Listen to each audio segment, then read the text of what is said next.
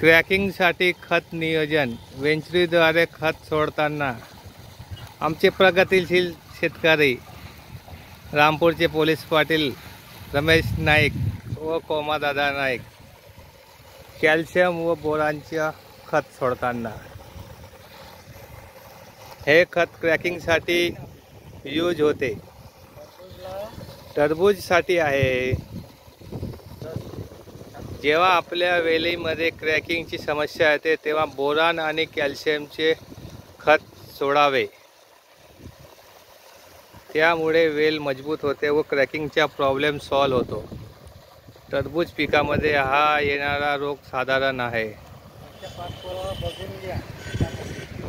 हे तुम्ही पाहू शकता कशाप्रमाणे वेली वाढली आहे।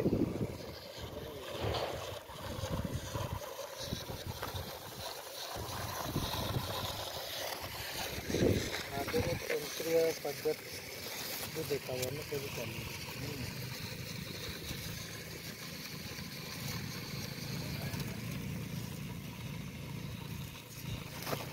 हे तुम्ही पाहू शकता, हे अशा प्रकारे क्रॅकिंग येते, यासाठी हे खत आपण वापरत आहोत।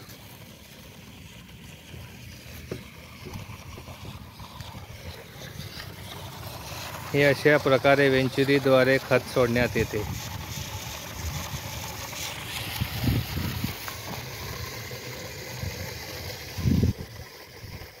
हे आमचे रामपूरचे प्रगतिशील शेतकरी कोमा नाईक यांच्या शेतात हे लावण्यात आले आहे।